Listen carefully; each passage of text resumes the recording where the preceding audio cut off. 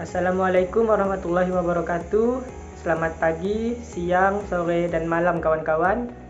Perkenalkan, nama saya Angga Saputra. Saya dari kelas 2B, Prodi D4 Arsitektur Bangunan Gedung. Di sini saya akan mempresentasikan hasil dari mata kuliah Studio Perancangan.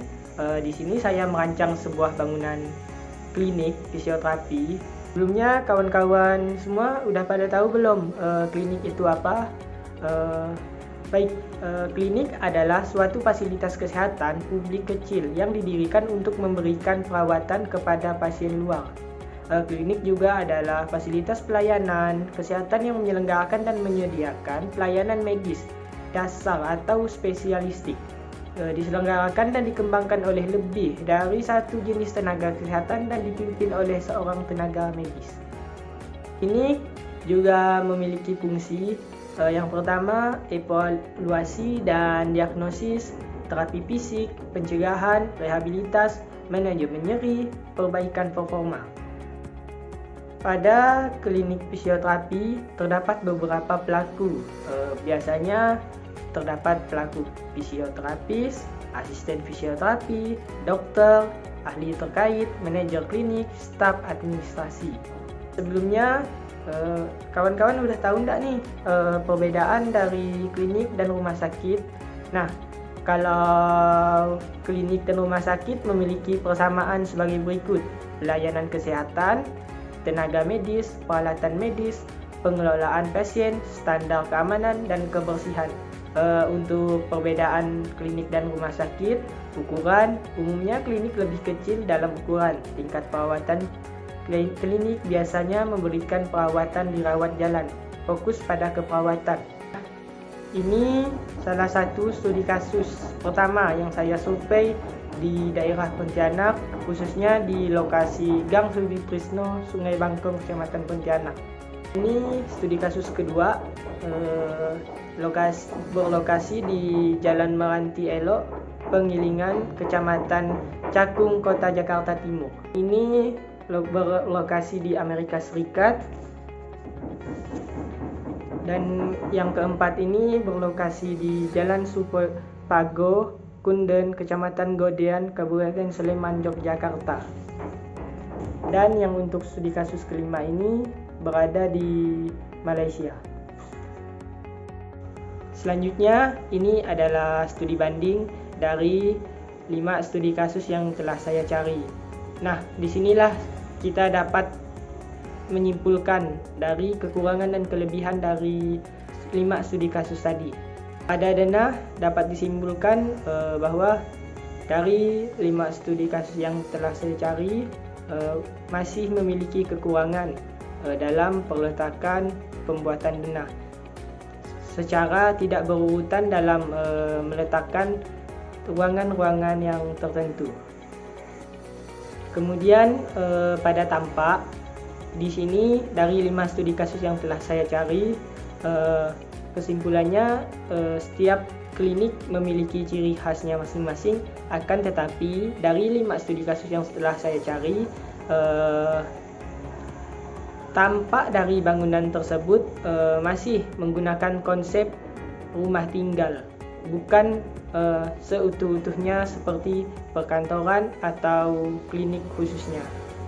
Untuk interior sendiri, mungkin interior sudah cukup menarik dan membuat para pengguna di dalamnya nyaman.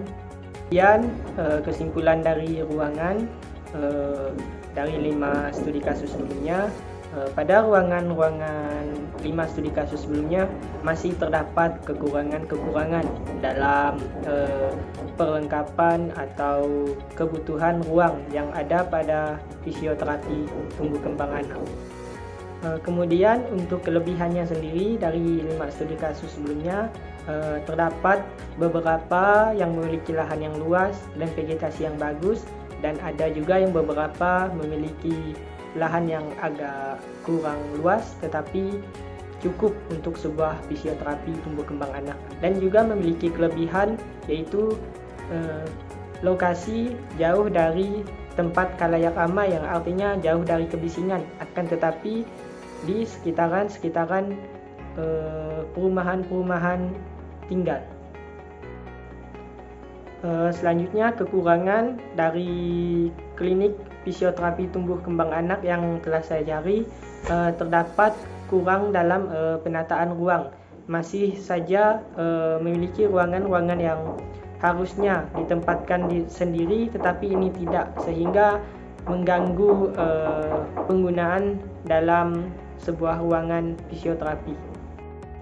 Di sini saya merancang sebuah fisioterapi tumbuh kembang anak berlokasi di daerah Jalan Merdeka nomor 643 Pontianak Kota dengan ukuran luasan tanah 30 x 15 meter. Di sini saya beralasan memilih lokasi di daerah Jalan Merdeka karena site berada pada tempat yang strategis, dekat dengan apotik, tidak jauh dari rumah sakit, sehingga mudah dalam mencari solusi ketika ada pasien yang datang ke klinik. Pada sirkulasi di sini, pada sirkulasi set, saya membuat keluar masuk mobil dan motor itu berbeda. Motor di sebelah kiri dan mobil sebelah kanan, sehingga tidak mengganggu pejalan kaki yang masuk ke dalam daerah set.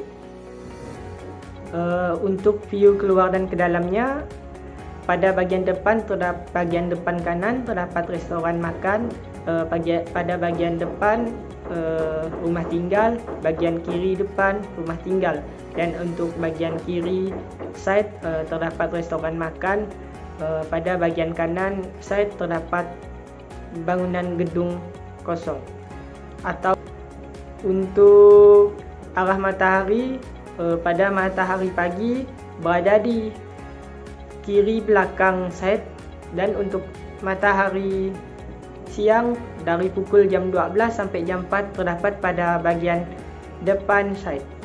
Oleh karena itu, saya memperbanyak vegetasi pada bagian belakang kiri, belakang side, dan bagian depan.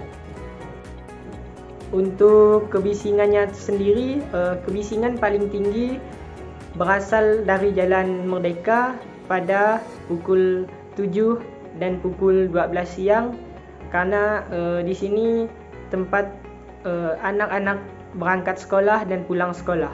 Dan untuk bagian kiri dan kanan dan belakang side masih normal untuk angka kebisingannya.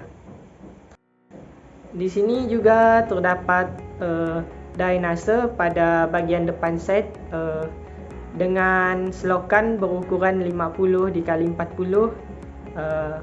Oleh karena itu,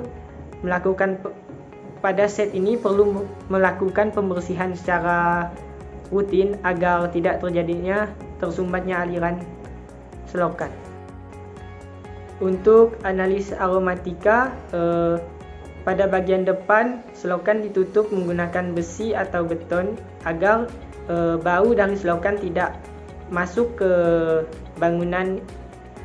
Dan untuk bagian kiri menggunakan pagar beton atau pagar dengan berukuran yang lebih tinggi dari badan manusia atau setinggi dengan manusia agar bisa menutupi bau dari restoran grill mie.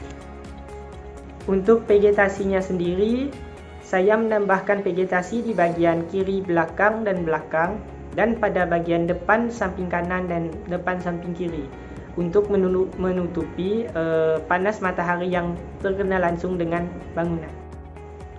Untuk kesimpulannya, sirkulasi dibuat lebih besar untuk keluar masuk kendaraan seperti mobil. Untuk arah matahari, gunakan cat anti panas pada dinding. Untuk mengurangi sinar matahari langsung, sebaiknya tanami pohon pada sisi bangunan yang terkena matahari. Untuk kebisingan, membuat pagar beton di sekeliling bangunan set dengan ketinggian setara motor atau lebih. Menanam pohon di pagar dengan pohon yang cocok untuk meredam suara. Selanjutnya, selokan yang tertutup sebaiknya tidak tertutup sebaiknya segera ditutup atau agar dapat mengurangi dan menghindari bau yang tidak sedap. Untuk aromatika, berikan pagar beton setinggi 130 cm di sisi set dan tambahkan pepohonan untuk menghindari bau yang tidak sedap yang masuk ke set. Untuk vegetasi sebaiknya di bagian depan set di kiri dan kanan ditambahkan beberapa pohon agar bisa melindungi bangunan dari sinar matahari langsung pada pagi hari dan sore hari. Untuk ini adalah furniture dari klinik fisioterapi yang akan saya buat, khususnya besaran ruang yang telah ditentukan.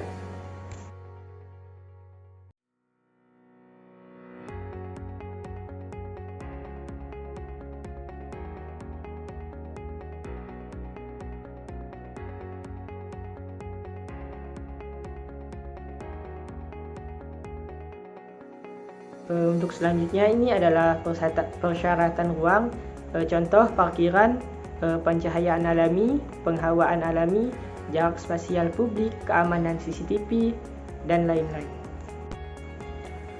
Ini adalah identifikasi pelaku dan kebutuhan ruang. Selanjutnya hubungan ruang. Di sini saya membuat diagram dan matriks. Nah, untuk hubungan ruang sendiri saya membuat untuk area privat berada di daerah bagian belakang dan untuk area publik bagian depan, dan untuk servis lebih ke bagian kiri side. Selanjutnya organisasi ruang. Di sini saya memilih untuk membuat area privat berada di belakang dan area publik berada di depan, dan untuk servis terdapat bagian kiri dan ada yang juga di kanan. Saya memilih untuk bagian area privat berada di belakang karena menghindari kebisingan yang berada pada bagian depan. Untuk warna dan material, saya memilih warna abu-abu yang memiliki kesan bangunan klinik ini adalah kesan gambar, nyaman, gembira, nyaman, tenang, dan elegan. Untuk materialnya sendiri, saya memilih beton sebagai material dinding yang kemudian dilapisi dengan cat yang berwarna abu-abu. Untuk konsep perubahan bentuknya sendiri, saya menggunakan konsep analogi, tangan yang berbentuk seperti pistol. Bentuk bangunan klinik ini terinspirasi dari bentuk tangan. Tangan merupakan penentu utama dari bagaimana hasil dan kesan dari karya lukis yang tersampaikan. Oleh karena itu, saya di sini membuat konsep perubahan bentuk menggunakan tangan yang berbentuk seperti pistol. Nah, ini adalah contoh-contoh draft yang saya buat.